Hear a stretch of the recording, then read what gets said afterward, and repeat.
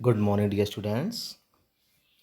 Gayatri Vidya Mandir senior secondary school Sanchore के YouTube channel पे आपका एक बार फिर से स्वागत है। जैसा कि आपको पता है, हम यहाँ पे हमारा जो लेसन है वाटर, ठीक है, उसको हम लर्न कर रहे हैं, जो कि प्रोफेसर चंद्रशेखर वेंकट रमन के द्वारा लिखा गया एक बहुत ही महत्वपूर्ण मुद्दा जो जल है उसके ऊपर लिखा हुआ एक ऐसे है, एक निबंध है, जिसके कुछ पैराग्राफ जो हैं हम लर्न कर चुके हैं और थोड़ा कॉम्प्लिकेटेड है, थोड़ा सा, क्योंकि ऐसे टाइप है, कुछ कठिन शब्दों का प्रयोग किया गया है और टॉपिक भी जो आपका है वो जल है। तो और पहला ही लेसन है रेनबो का, महत्वपूर्ण है। तो हमारा प्रयास ये है कि जितना भी हम सीखें या जितना भी पढ़ें वो हमें पूरा का पूरा कंठस्थ हो जाना चाहिए, हमारी समझ में आ जाना चाहिए। ये उद्देश्य रहा है अभी तक और इसी उद्देश्य से अभी पार्ट जो है थोड़े थोड़े कुछ सेगमेंट्स में मैंने आपको पढ़ाने का प्रयास किया है। और जहाँ तक मैंने प्रयास किया है वो ये प्रयास रहा है कि पूरा का पूरा टॉपिक आपको समझ में आ जाए। तो इसी क्रम में हमारा एक पैराग्राफ जो अभी अधूरा रह गया था कल के वीडियो में, उसको आज पूरा करने का हम प्रयास करते हैं। उसका जो भी आपका कुछ कॉम्प्लिकेटेड वर्ड्स हैं, जो इम्पोर्टेंट वर्ड्स हैं, हम पहले फर्स्टली उनको डिस्कस कर लेते हैं। तो देखें, यहाँ पे एक वर्ड आपका लिखा हुआ है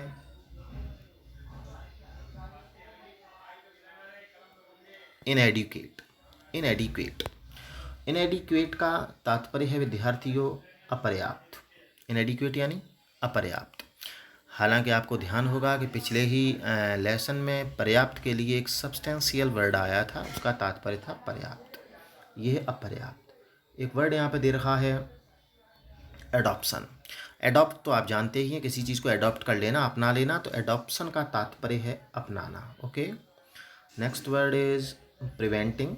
आप जानते हैं प्रिवेंट या प्रिवेंशन जो है वो रोकथाम या किसी भी चीज़ को रोकने वाली कोई टेक्निक्स या तकनीकियाँ, तो रोकना। नेक्स्ट वर्ड है आपका इमेंस। इमेंस से कहने का तात्पर्य है बहुत बड़ी, ठीक है ना। इमेंस यानी अत्यधिक भी होता है, बहुत बड़ी। एक वर्ड है यहाँ पे वाइटल। वाइटल से तात्पर्य है आपका अत्यधिक। ओके, वाइटल यानी अत्यधिक। वैसे वाइटल एक इम्पोर्टेंट के लिए भी आता है, महत्वपूर्ण। एक वर्ड है आपका अल्टीमेटली। तो आपने देखा था एक शब्द वहाँ पे अल्टीमेट आया था जिसका तात्पर्य होता अंतिम, तो अल्टीमेटली का तात्पर्य हो जाएगा अंततः, ठीक है ना। एक वर्ड है आपका रन ऑफ। रन ऑफ का तात्पर्य है बह जाना। ये एक बार और भी हम डिस्कस कर चुके हैं, बहा करके ले जाना।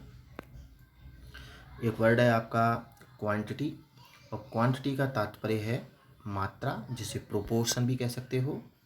And the last word of this paragraph is collection, और कलेक्शन से तात्पर्य क्या है आपका संग्रह होता है। तो ये तो आपका इस बचे हुए पार्ट का जो महत्वपूर्ण कुछ वोकैबुलरी है, जो वर्ड्स हैं, उनको हमने डिस्कस किया। और अब हम देखते हैं इसका जो पैराग्राफ है उसको। ठीक है विद्यार्थियों, सबसे पहले तो ये कल जो हमने पैराग्राफ डिस्कस किया था हम उसको थोड़ा सा समझने का प्रयास करते हैं। आपको बताया था कि जल जीवन का आधार है। चाहे कोई भी प्राणी हो, कोई भी पेड़ हो, उसमें उसके शरीर में जल की जो स्वतंत्र जल हो या सम्मिलित जल हो, उसकी पर्याप्त मात्रा जो है वो निहित होती है। किसी भी प्रकार की शारीरिक गतिविधि जो है वो जल के बिना संभव नहीं है, ठीक है ना। In which the fluid does not play an essential part, यानी ऐसी कोई भी शारीरिक गतिविधि नहीं है, संभव नहीं है, जिसमें द फ्लूइड यानी ये द्रव, ये जल, डज नॉट प्ले यानी नहीं निभाता हो एसेंशियल पार्ट यानी महत्वपूर्ण भूमिका। वाटर इज ऑफकोर्स यानी वास्तव में जल जो है वो नेसेसरी होता है फॉर एनिमल लाइफ यानी प्राणी जगत के लिए। और जबकि जो मॉइस्चर होती है, जो नमी होती है मिट्टी में, वो इक्वली इम्परेटिव, उतनी ही आवश्यक होती है for the life and growth of plants and trees, यानी पेड़ और पौधों के जीवन और उनके विकास के लिए मिट्टी के अंदर नमी उतनी ही आवश्यक होती है जितना आवश्यक प्राणी जीवन के लिए जल होता है। हालांकि ये जो मात्रा होती है वो बहुत वेरीज यानी भिन्न भिन्न होती है, अलग अलग होती है। नॉर्मसली यानी अत्यधिक, विद द स्पेसीज यानी सभी प्रजातियों में, द कंजर्वेशन एंड यूटिलाइजेशन यानी संरक्षण करना और उसकी उपयोगिता जो जल की है इस 10 फंडामेंटल यानी बहुत ही आधारभूत है फॉर ह्यूमन वेलफेयर, मानवीय कल्याण के लिए। यहाँ पे बताया था आपको कि गहरे कुओं से प्राप्त जल को अगर छोड़ दिया जाए तो पानी को प्राप्त करने का जो अंतिम स्रोत है वो क्या है, वो बारिश या फिर स्नोफॉल है। और अधिकांशतः भारतीय कृषि जो है वो डिपेंड्स ऑन सीजनल रेनफॉल, यानी वो जो मौसमी बारिश होती है उस पर निर्भर करती है। और इसीलिए ये जो कृषि होती है वो बहुत ज़्यादा संवेदनशील होती है किसी भी असफलता, किसी भी अनियमितता के प्रति। अवधि सेम सेम का यहाँ पे तात्पर्य क्या है, रेनफॉल, यानी जब भी बारिश असफल हो जाती है, अनियमित हो जाती है, तो ये कृषि जो है उसके प्रति बहुत संवेदनशील होती है, यानी कृषि जो है नष्ट भी हो सकती है अगर बारिश नहीं होती है, ये उसके कहने का तात्पर्य है। और अब इससे आगे का जो हमारा पैराग्राफ है हम उसको भी इसमें डिस्कस कर लेते हैं। देखिए उसको भी लर्न करने का प्रयास करते हैं। अभी तक तो विद्यार्थियों हमारा प्रयास यही रहा है कि जितना भी आपको अभी तक पढ़ाया है, उम्मीद करता हूँ कि निश्चित रूप से आप घर पे भी बुक्स लेकर के अगर आप उसका पीछे के कुछ पैराग्राफ्स का रिवीजन करते होंगे तो निश्चित रूप से पूर्ण आशा है मुझे कि निश्चित रूप से आप उसका ट्रांसलेशन कर पाते होंगे और आपको ये समझ में आ भी रहा होगा। अब हम देखते हैं अपना आगे का जो पार्ट है। तो देखें दी problems of soil erosion, problems यानी समस्याएं, ऑफ सॉइल इरोशन किसकी, भूमि कटाव की। भूमि कटान की या भूमि कटाव की जो समस्याएं हैं, एंड ऑफ इनएडिक्वेट, इनएडिक्वेट यानी अपर्याप्त, और इर्रेगुलर यानी अनियमित, रेनफॉल यानी जो बारिश की समस्याएं हैं, आज आर क्लोजली यानी वो घनिष्ठ रूप से, कनेक्टेड यानी जुड़ी हुई हैं, विद ईच अदर यानी एक दूसरे से। दी प्रॉब्लम्स ऑफ सॉइल इरोशन के भूमि कटाव की जो समस्याएं हैं और अपर्याप्त और अनियमित रूप से बारिश की समस्याएं are closely connected with each other, वो एक दूसरे से जुड़ी हुई हैं। आप देखते हैं कि बहुत ज़्यादा डिफॉरेस्टेशन होता जा रहा है, वनों का कटान होता जा रहा है, और पेड़ों का जब कटान होता है तो आपको पता है कि भूमि का कटान तो होगा ही, क्योंकि ये पेड़ की जड़ें होती हैं जो मिट्टी को पकड़ के रखती हैं, ठीक है ना। और जब पेड़ों का कटान हो जाता है तो आप समझ लें कि बारिश भी आपकी अपर्याप्त और अनियमित हो जाती है। तो ये दोनों ही समस्याएं जो हैं वो आपस में एक दूसरे से घनिष्ठ रूप से, क्लोजली कनेक्टेड, घनिष्ठ रूप से जुड़ी हुई हैं। ओके, ये अपना जो पहली सेंटेंस पहला है। इट इज़ क्लियर, ये स्पष्ट है, दैट दी एडॉप्शन, एडॉप्शन यानी अपनाना, आपको बताता है एडॉप्शन यानी अपनाना। इट इज़ क्लियर, ये स्पष्ट है, दैट दी एडॉप्शन यानी अपनाना, ऑफ टेक्निक्स यानी तकनीकियों को, कौन सी तकनीकियाँ, preventing soil erosion, preventing soil erosion, preventing यानी रोकथाम करने वाली, या प्रिवेंटिंग यानी रोकने वाली, किसको, सॉइल इरोशन को। ये स्पष्ट है कि भूमि कटाव को रोकने वाली तकनीकों को अपनाना वुड ऑल्सो हेल्प यानी मदद करेगा, टू कंजर्व यानी संरक्षित करने में, एंड कीप यानी बनाए रखने में, द वाटर यानी पानी को, वेयर इट इज़ वांटेड जहाँ पे इस पानी की आवश्यकता है। बात वही आ गई, मैंने यही बता दिया कि जो भूमि कटान की समस्या है, भूमि कटाव की समस्या और अपर्याप्त और अनियमित बारिश की समस्या एक दूसरे से घनिष्ठ रूप से जुड़ी हुई हैं, ठीक है ना। जैसे पेड़ों का कटान लगातार होता जा रहा है जिसके कारण भूमि का कटान हो रहा है, और साथ साथ बारिश भी अपर्याप्त हो रही है और अनियमित रूप से हो रही है। अगले बताया कि ये बिल्कुल स्पष्ट है कि एडॉप्शन ऑफ टेक्निक्स यानी उन तकनीकियों को अपनाना, प्रिवेंटिंग सॉइल इरोशन यानी भूमि कटाव को रोकने वाली तकनीकियों को अपनाना, वुड ऑल्सो हेल्प यानी मदद करेगा, to conserve and keep the water, conserve यानी संरक्षित करने में, और कीप यानी बनाए रखने में, वाटर यानी पानी को, वेयर इट इज़ वांटेड यानी जहाँ पे इस पानी की आवश्यकता है, ठीक है ना। वो तकनीकियाँ हम अपनाएंगे, तो तकनीकियाँ अपनाना जैसे कि हम पेड़ों को लगाएंगे, तो आप अगर पेड़ों को लगाएंगे तो निश्चित रूप से आपका जो सॉइल इरोशन है वो भी कम हो जाएगा, भूमि का कटान नहीं होगा, और साथ साथ हर जगह पे आपको पानी भी मिलेगा, पर्याप्त बारिश भी होगी, और पानी की उपलब्धता जो है वो हर जगह पे होगी जहाँ पे अभी व्यक्ति की पानी की आवश्यकता है। इन अदर वर्ड्स, अगर दूसरे शब्दों में कहें तो on and in the soil यानी पानी जो है ऑन दी सॉइल यानी मिट्टी के ऊपर भी उपलब्ध होगा व्यक्ति के लिए, आपके यूज़ के लिए, और इन दी सॉइल यानी ज़मीन के अंदर भी होगा, ज़मीन में नमी भी होगी जो कि आपके वनस्पति जगत के लिए महत्वपूर्ण या आवश्यक होती है, और पानी आपके पास भी उपलब्ध होगा जो कि प्राणी जगत के लिए महत्वपूर्ण होता है। लेकिन होगा कब, जब आप उस मिट्टी के कटान को रोकथाम करने वाली जब तकनीकियों को आप अपना लेंगे, ठीक है ना। जैसे कि आप बांधों का निर्माण कर देंगे, जैसे कि आप ज़मीन को समतल कर देंगे, सीढ़ीनुमा खेती करेंगे, आप अधिक से अधिक जो प्लांटेशन है, जो वृक्षारोपण है उनको करेंगे, तो निश्चित रूप से दोनों ही समस्याएं जो है वो समाप्त हो जाएंगी। एक तो हर जगह पानी की उपलब्धता होगी और भूमि का कटान नहीं होगा। अब देखते हैं आगे। एंड सच टेक्निक्स देयरफॉर यानी इसीलिए इस प्रकार की टेक्निक्स यानी तकनीकियाँ सर्व यानी सिद्ध करती हैं डबल पर्पज यानी दोहरा उद्देश्य। इस प्रकार की तकनीकियाँ अपनाना जो है वो दोहरा उद्देश्य सिद्ध करती हैं। एक तो पानी की उपलब्धता हर जगह होगी और भूमि का जो कटान है वो भी कैसा हो जाएगा, वो भी रुक जाएगा। दोहरा उद्देश्य सिद्ध करती हैं। इट इज़ एविडेंट, ये स्पष्ट है। हाउएवर यानी हालांकि, दैट इन ए कंट्री कि कंट्री यानी किसी देश में, हैविंग ओनली सीजनल रेनफॉल यानी ये स्पष्ट है, एविडेंट यानी स्पष्ट है, क्लियर भी आता है, ठीक है ना। ओबीएस भी शब्द आपका पिछले उसमें आया है।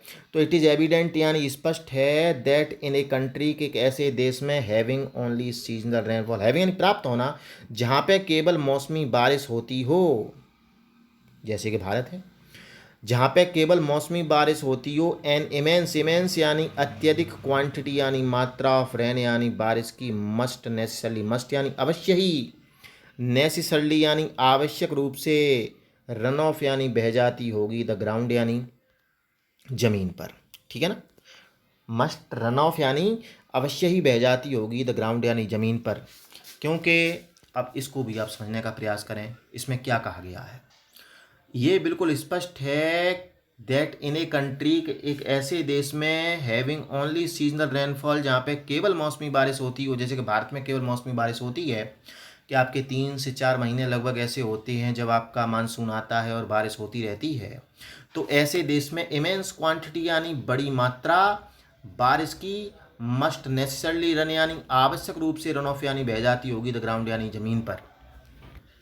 क्योंकि जैसे बारिश हमेशा होती रहती है, वर्ष पर्यंत बारिश होती है, तो थोड़ी थोड़ी बारिश हमेशा होती है। जैसे थोड़ी घंटे भर बारिश हो जाती है, फिर मौसम साफ़ हो जाता है, फिर बारिश हो जाएगी, फिर मौसम आपका साफ़ हो जाएगा। लेकिन एक जैसे भारत जैसे देश में, यहाँ पे केवल 4 महीने बारिश होती है और 4 महीने तक आपका 3 महीने तक 4 महीने तक मानसून सक्रिय रहता है और हमेशा बारिश होती रहती है। तो अधिक मात्रा में पानी नीचे आता है, ज़मीन पे आता है, और ज़्यादा मात्रा में होने के कारण जब उसकी मात्रा ज़्यादा होती है, उसकी क्वांटिटी ज़्यादा होती है, तो वो क्या करता है, वो बह करके एक स्थान से दूसरे स्थान पर चला जाता है, ठीक है ना। क्या होता है, वो पानी क्या होता है, वो बह जाएगा, ठीक है ना। तो वो ही है, अगर थोड़ी थोड़ी बारिश होती है या ड्रिजलिंग बोलते हैं, रिमझिम होती है, तो वो पानी क्या होता है, वो सीधा का सीधा ज़मीन के अंदर जो है सोख लिया जाता है। तो उस पानी का तो कंजर्वेशन हो जाता है, उस पानी का संरक्षण हो जाता है। लेकिन जो जो बरसात के मौसम में जो बारिश हो रही है, वो बारिश का पानी अधिक मात्रा में होने के कारण तेज़ी से बह करके जाता है और अपने साथ जो मिट्टी होती है, उपजाऊ मिट्टी, उसको भी अपने साथ बहा करके ले जाता है, ठीक है। तो ये आप समझ लो कि ये बिल्कुल स्पष्ट है कि किसी भी ऐसे देश में जहाँ पे केवल मौसमी बारिश होती हो, उसका इमेंस क्वांटिटी ऑफ रेन यानी बड़ी मात्रा में उसका बारिश का पानी जो मस्ट नेचुरली रन यानी आवश्यक रूप से, रन ऑफ द ग्राउंड यानी ज़मीन पर बह के चला जाता होगा। द कलेक्शन यानी संग्रह करना, एंड यूटिलाइजेशन आपको पता, उपयोग करना, ऑफ दिस वाटर, तो इसी पानी का संग्रह करना और इसी पानी का उपयोग करना, इस देयरफॉर यानी इसलिए, ऑफ वाइटल इंपॉर्टेंस, वाइटल यानी अत्यधिक इंपॉर्टेंस यानी महत्व का मामला है, महत्व का विषय है कि पानी को किस प्रकार से संरक्षित किया जाए, कैसे इसका संरक्षण किया जाए। इसको संरक्षित करने के उपाय मैंने बताए थे कि प्लांटेशन करना होगा, आपको बांधों का निर्माण करना होगा, सीढ़ीदार खेती का आपको प्रयोग करना होगा, टेरेसिंग ऑफ द लैंड यानी भूमि को समतल करना होगा, ठीक है।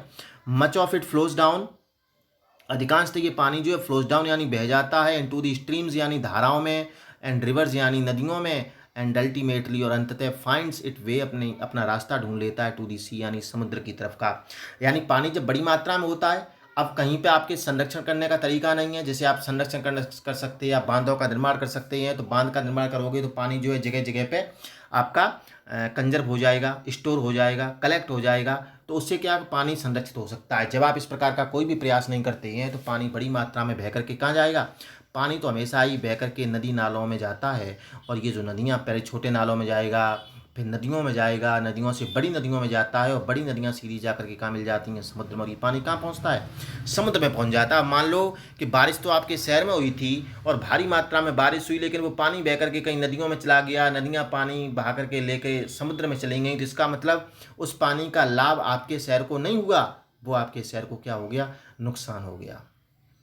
तो इसी प्रकार से इनक्रेडिबली यानी अविश्वसनीय रूप से लार्ज क्वांटिटीज यानी बड़ी मात्रा ऑफ प्रेसियस फ्लूइड यानी इस बहुमूल्य द्रव की, बहुमूल्य द्रव कौन सा, वाटर, इस जल की जो बड़ी मात्रा होती है यार, 10 लॉस्ट यानी उसका नुकसान हो जाता है टू दी कंट्री यानी देश को, क्योंकि वो तो बह के दूसरे देश में या समुद्र में चला जाता है, तो हमें हमारे देश को उसका क्या हो जाता है, नुकसान हो जाता है। ठीक है ना। तो कहने का यहाँ पे तात्पर्य क्या है कि जब भी बारिश होती है, जो जहाँ ऐसे कुछ देश जहाँ पे मौसमी बारिश होती है, तो इसके लिए सबसे ज़्यादा महत्वपूर्ण ये होता है कि उस पानी का क्या करना चाहिए, कलेक्शन करना चाहिए, उसका उपयोग करना चाहिए। ये उसका उसका संग्रह करना, उसका उपयोग करना जो है वो अत्यधिक महत्वपूर्ण एक विषय है। और नहीं तो ये पानी जो है वो नालों में होते हुए, नदियों में होते हुए, बड़ी नदियों से मिलता है और सीधा अपना रास्ता जो है समुद्र में ढूंढ लेता है। और जब वो पानी समुद्र में चला जाता है तो आपके किसी भी उपयोग का नहीं है, तो आपके देश को उस पानी का, उस बहुमूल्य जल का क्या हो जाता है, नुकसान हो जाता है। ठीक है ना। ये इस पैराग्राफ का कुछ पोर्शन जो है हमने पिछले लेक्चर में डिस्कस किया था, अब हमने इसमें डिस्कस कर लिया है। इसके कुछ महत्वपूर्ण जो क्वेश्चन बनते होंगे उसको हम अगले वीडियो में डिस्कस करेंगे, और आगे का जो भी पैराग्राफ है उनको भी हम, इन पैराग्राफ्स को हम लर्न करेंगे, रीड करेंगे। उम्मीद करता हूँ कि ये जो पैराग्राफ है आपको समझ में आया होगा, पूरा पोर्शन। ठीक है। और आप इसको पढ़ते रहें, अध्ययन करते रहें, इसके महत्वपूर्ण जो क्वेश्चन आते हैं उनको भी आप लर्न करते रहें। ठीक है। और जल्दी हम मिलेंगे अगले वीडियो में, अगले लेक्चर के साथ। तब तक के लिए आप स्वस्थ रहें, सुरक्षित रहें। धन्यवाद।